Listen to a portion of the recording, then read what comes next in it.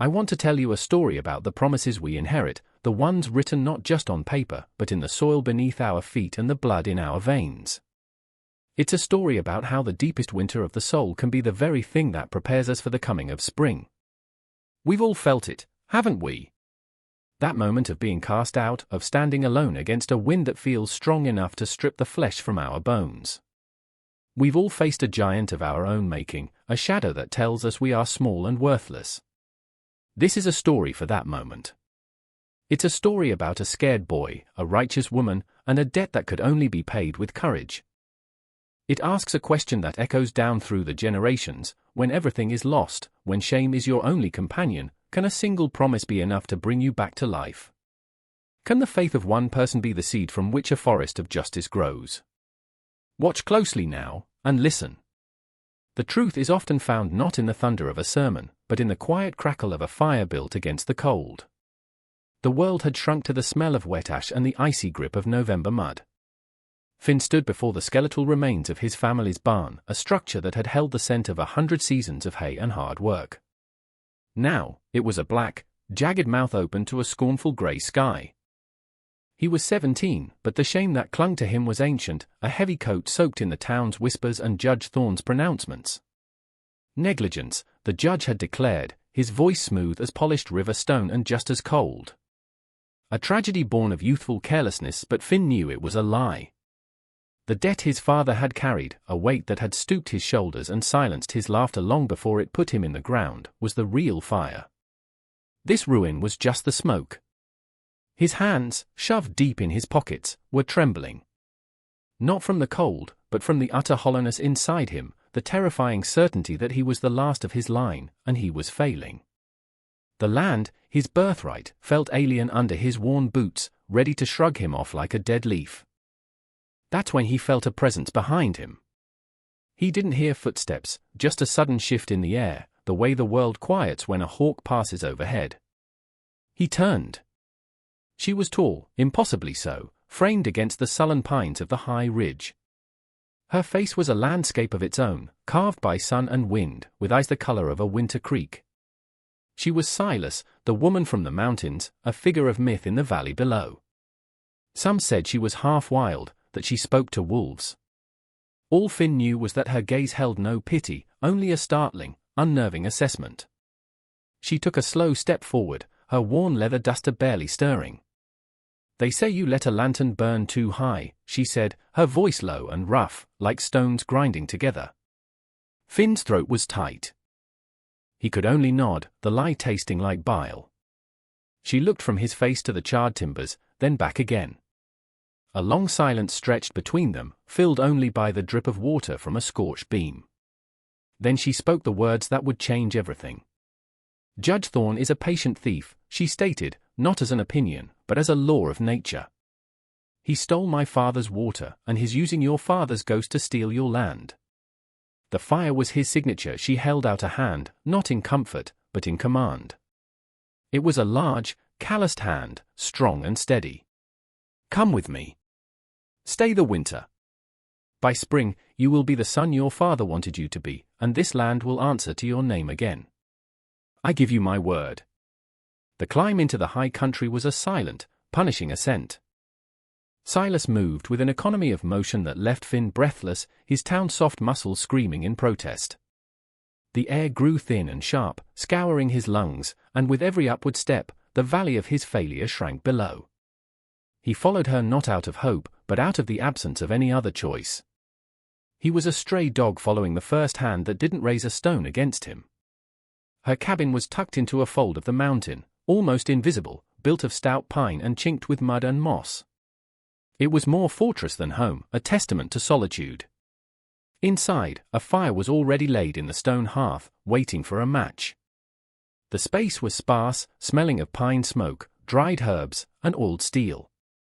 A long rifle rested on pegs over the mantelpiece, its stock worn smooth with use. There was one cot, one table, 2 chairs. In that first week, they barely spoke. She moved about her tasks with a rhythmic intensity, splitting wood, checking her snares, mending a leather strap. Her silence was not empty, it was watchful, a test. She gave him chores that were simple but essential. Hauling water. Stacking firewood. He did them numbly at first, his mind still trapped in the smoking ruin of the barn. He expected questions, accusations, or worse, the suffocating balm of sympathy. He received none of it. She treated his presence as a fact, like the coming snow or the setting sun. One evening, as a blizzard began to howl outside, sealing them in their mountain keep, she placed a block of pine and a small, sharp knife on the table in front of him. "Your hands are shaking," she said, her back to him as she stirred a pot over the fire. "Your mind is loud. Make your hands quiet your mind." Finn stared at the wood. It was a simple, worthless thing. He picked it up, feeling the grain. His first cuts were clumsy, gouging the soft pine. He wanted to throw it into the fire. But he looked at Silas's straight, unyielding back, and something held him fast. He took a breath, the first one that felt like it reached the bottom of his lungs, and made another, slower cut. The knife bit into the wood, and for a fleeting second, he thought of nothing else. He was just a boy, with a piece of wood and a knife, sheltered from a storm that raged both outside and in. The winter had begun. The days bled into one another, marked not by a calendar but by the deepening of the snow and the slow, steady work of their hands. Finn's world contracted to the four walls of the cabin and the silent, white wilderness that surrounded it. Under Silas's spare instruction, he learned the language of the mountain. He learned to read the meaning of a broken twig, to tell a wolf track from a coyote's, to know by the ache in his joints that a storm was gathering.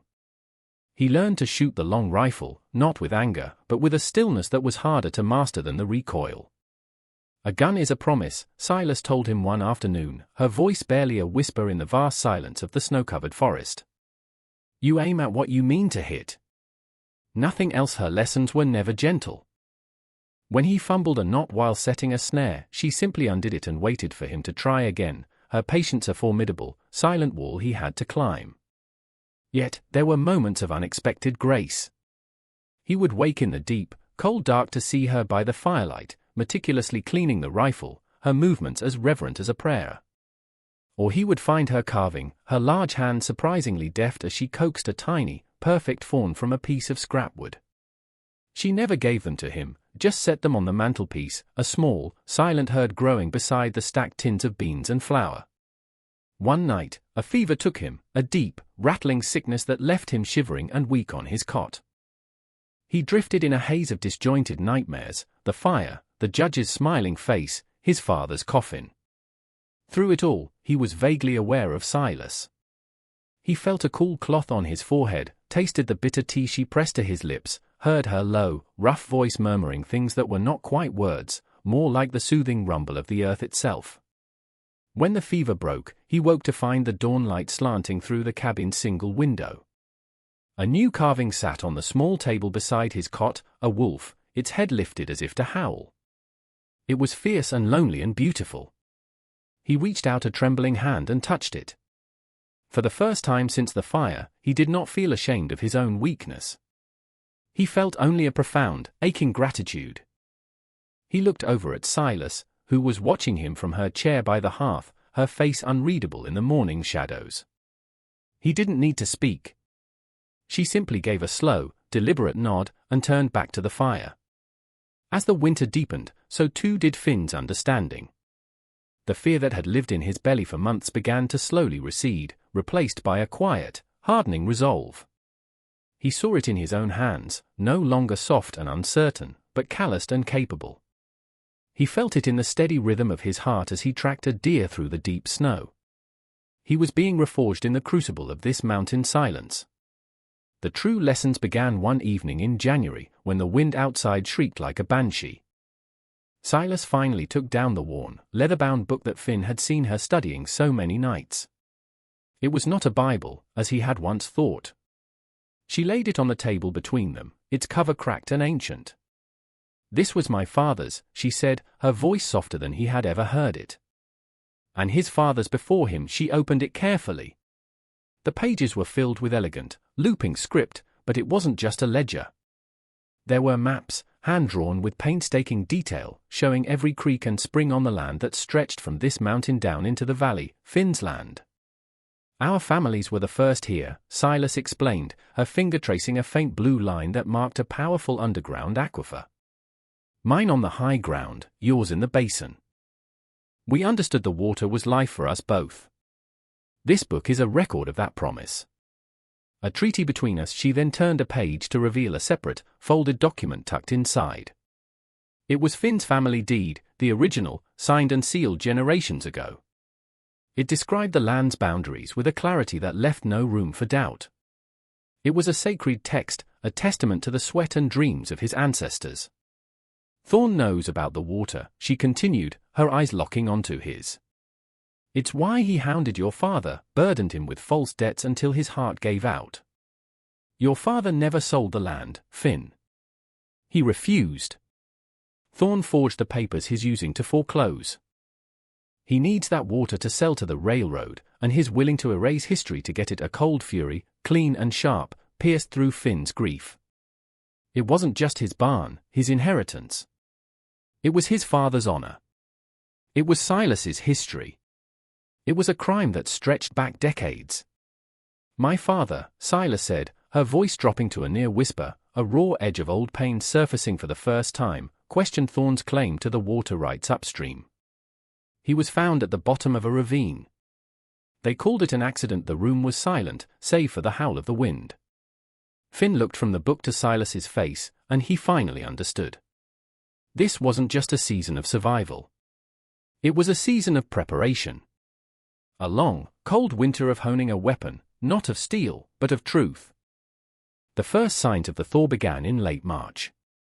Water dripped from the eaves of the cabin, a slow, steady metronome counting down the days.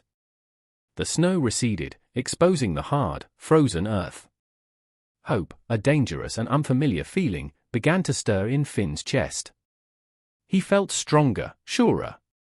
He and Silas now worked together with an unspoken understanding, a partnership forged in shared silence and purpose. He could anticipate her needs, and she seemed to know the questions in his heart before he could voice them.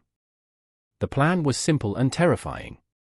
On the day of the foreclosure hearing in town, Finn would walk into the courthouse and present the original deed and the treaty book. He would challenge Judge Thorn not with accusations, but with undeniable proof of his family's legacy and Thorn's fraud. Silas would be there, a silent witness, her very presence a testament to a history Thorn had tried to bury. Her role was to be the unwavering rock against which the judge's lies would break.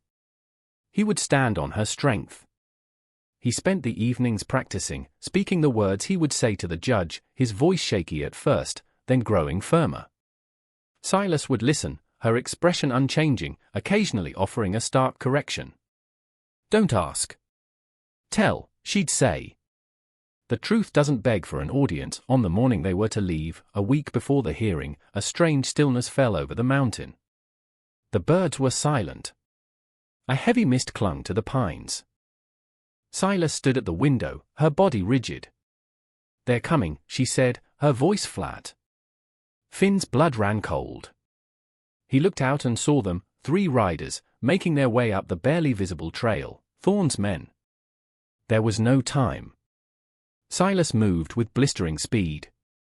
She shoved the leather-bound book and the deed into Finn's hands, pushing him toward a loose floorboard beneath her cot. "Hide this. It is all that matters," she commanded. Then she took the long rifle from the wall. "Go out the back.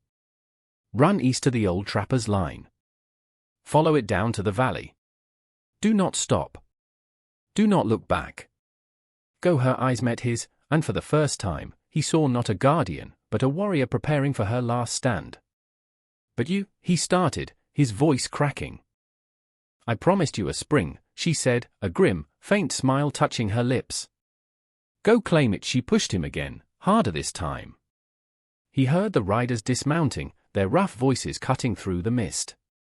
He scrambled out the small back opening, the precious documents clutched to his chest, and ran.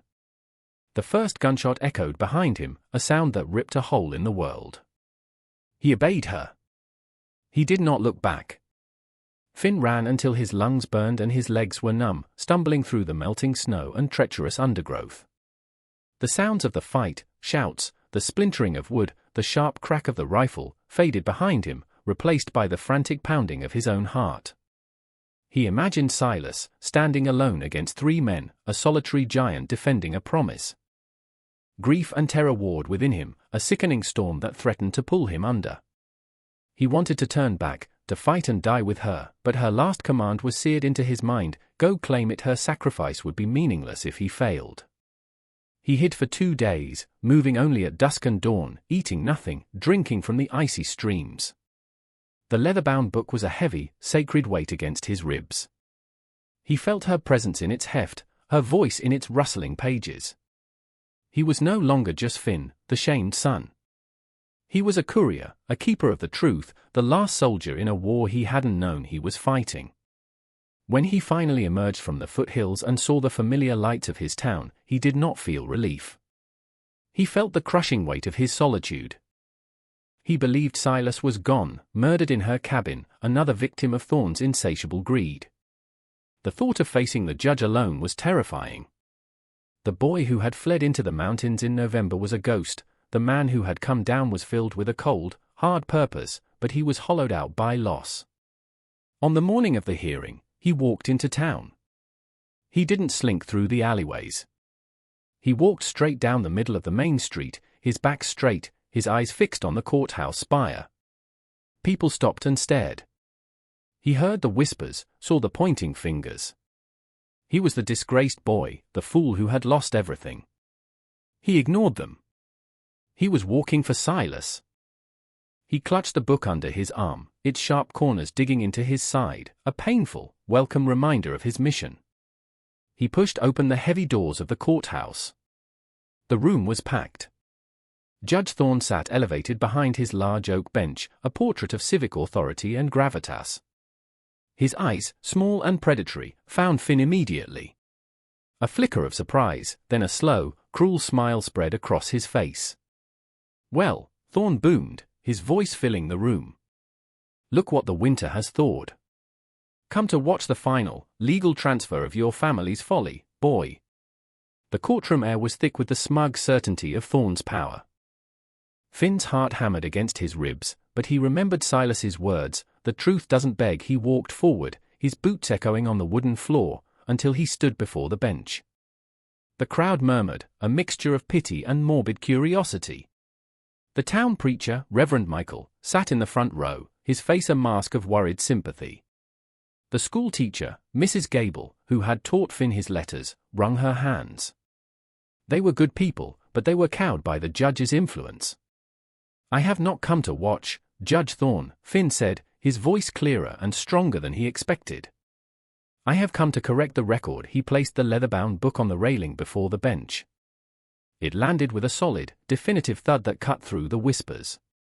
"This is my family's deed. The original. And this," he opened the book to the hand-drawn maps, "is the record of the water rights, a treaty sworn between my ancestors and the first family of the high country." Thorn's smile faltered.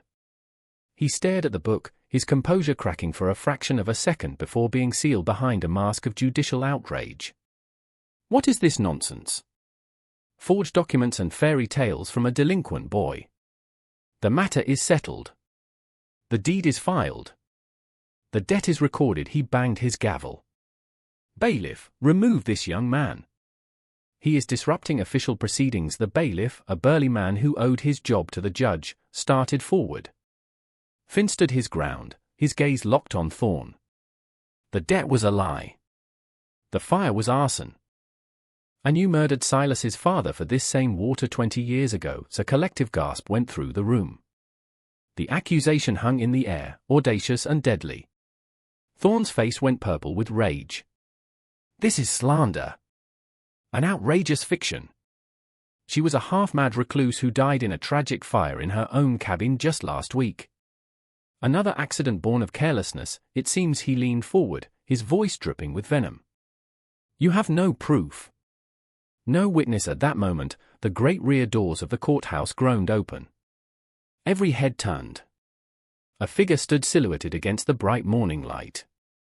She was tall, wrapped in a scorched blanket, one arm in a crude sling. Her face was bruised and cut, but her eyes were blazing with a cold, righteous fire. It was Silas. Alive. She took a slow, deliberate step into the room, and another, her gaze fixed on the judge. The crowd parted before her as if she were a spectre.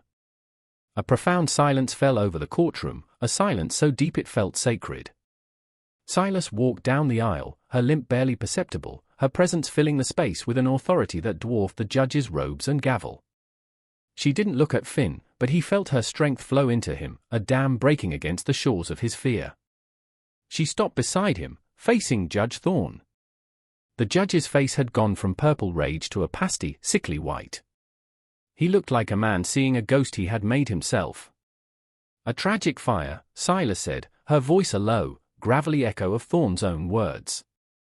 It carried to every corner of the room. She slowly raised her good hand. In her palm lay a small, dark object. It was a metal brand, twisted and blackened by heat. Your men are as careless as you are, Judge.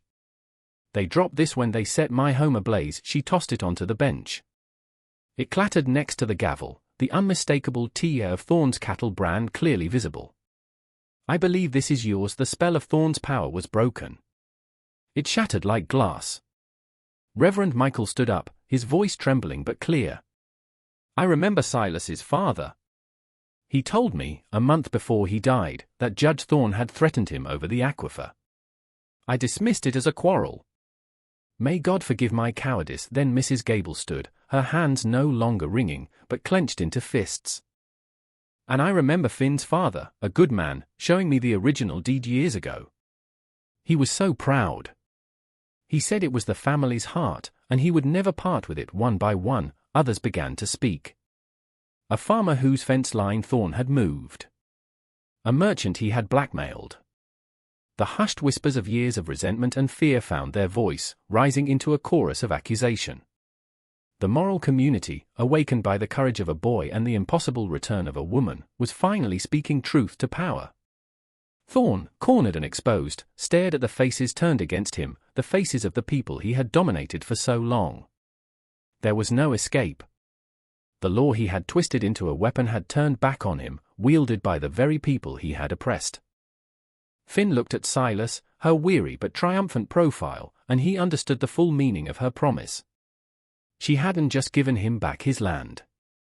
She had given the town back its soul. The aftermath was swift and decisive.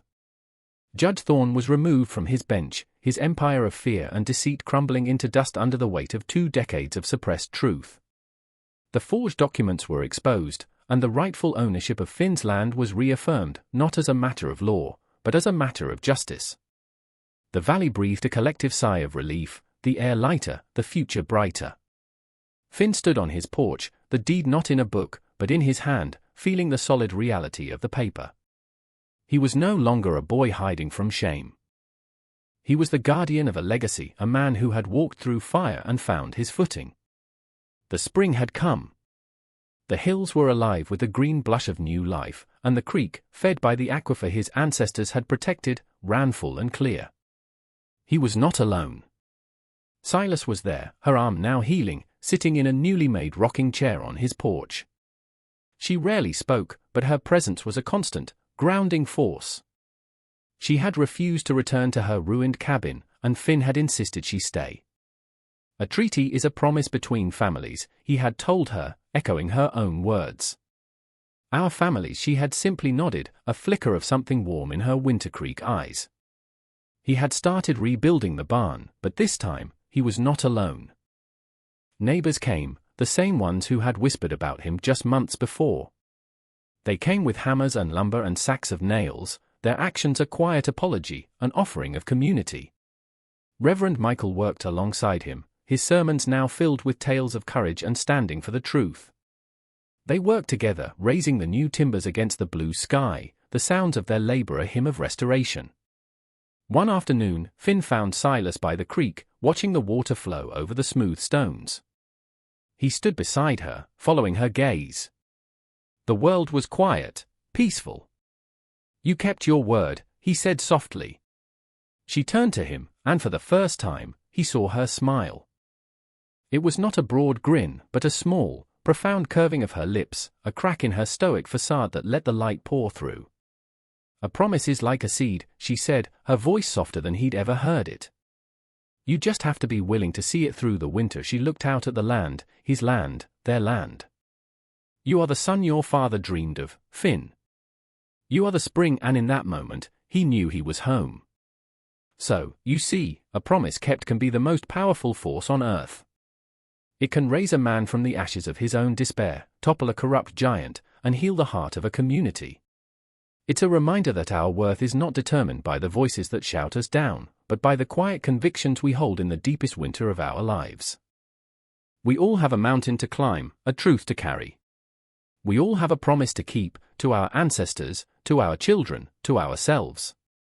It might be a promise to be brave, to speak up, to build something new from the ruins of what was lost. The world will tell you that you are small, that the winter is endless, and that your voice doesn't matter. It will present you with forged deeds and false debts, hoping you will believe a lie and surrender your birthright. But I am here to tell you to look for the Silas in your life, that person, that principle, that inner strength that offers you sanctuary and demands your courage. And if you cannot find one, become one. Hold fast to the truth. Make your hands quiet your mind. Know that even in the deepest snow, the seeds of spring are waiting. They are waiting for the thaw. They are waiting for you. For your promise.